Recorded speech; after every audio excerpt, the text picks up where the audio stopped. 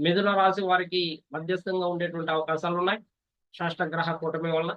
దశమంలో షష్టగ్రహాలు ఇది సంఘంలో మంచి పేరు, ప్రతిష్టలు తెచ్చుకునేటువంటి సమయము. ఉద్యోగంలో మార్పులు, ప్రమోషన్స్, ఉద్యోగం లేనటువంటి వాళ్ళకి ఉద్యోగము, వృత్తి, వ్యాపారాలు చేసేటువంటి వాళ్ళకి చాలా అనుకూలమైనటువంటి సమయం.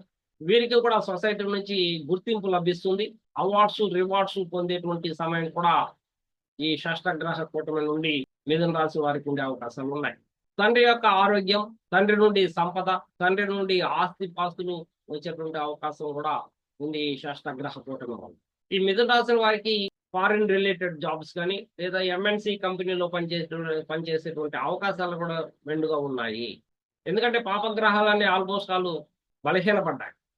శుభగ్రహాలైనటువంటి శని, రాహు, బుధుడు చాలా బలవంతులవుతున్నారు.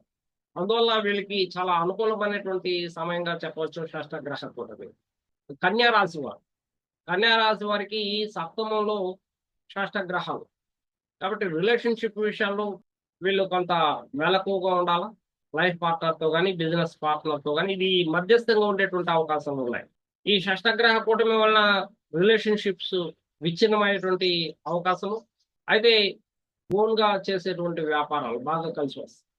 సో, సెల్ఫ్ ఎంప్లాయ్‌మెంట్ చేసేటువంటి వాళ్ళకి కూడా ఇది అనుకూలమైనటువంటి సమయం. ఎవరైతే పార్ట్నర్‌షిప్ బిజినెస్‌లు చేస్తారో వాళ్ళు మాత్రం చాలా కేర్‌ఫుల్‌గా ఉండాలా. ఈ లైఫ్ పార్ట్నర్ గాని, బిజినెస్ పార్ట్నర్‌తో వ్యవహరించేటప్పుడు చాలా చాకచక్యంగా, నైపుణ్యంతో వ్యవహరించినట్లయితే రిలేషన్‌షిప్‌ని మీరు కొనసాగించగలుగుతారు. లేకుంటే తెగిపోయేటువంటి అవకాశాలు కూడా ఏదేమైనప్పటికీ సప్తమంలో షష్టగ్రహ కూటమి వీళ్ళను దూరంగా అంటే ఫారిన్‌కి గాని, లేదా అదర్ స్టేట్స్ గాని, లేదా ఎంఎన్‌సి కంపెనీలు గాని పనిచేసేటువంటి చోటుని కల్పించేటువంటి అవకాశాలున్నాయి. అంటే ఒక మార్పునైతే తీసుకొస్తుంది వీళ్ళ జీవితంలో. ఇది కొంత మధ్యస్థంగా వీళ్ళకి ఫలితాలు ఇచ్చేటువంటి అవకాశాలున్నాయి.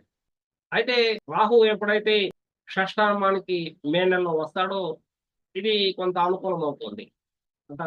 అటు ఉద్యోగస్తులు కూడా చాలా అనుకూలమైనటువంటి సమయం అవుతుంది మే నెల నుండి. అంతవరకు కూడా ఇబ్బందులు గురి అవుతూ ఉంటారు వీళ్ళు. ఎప్పుడైతే రాహు కుంభానికి వస్తాడో అప్పటి నుండి వీళ్ళకి అన్నీ కూడా మేలు జరిగేటువంటి అవకాశాలుంటాయి. ఇటు ప్రమోషన్స్ గాని, అటు ఉద్యోగంలో మంచి గుర్తింపు రావడం గాని, వీళ్ళకి మాస్ ఫాలోయింగ్ అధికంగా ఉండే అవకాశాలున్నాయి ఈ కన్యా రాశి వారికి.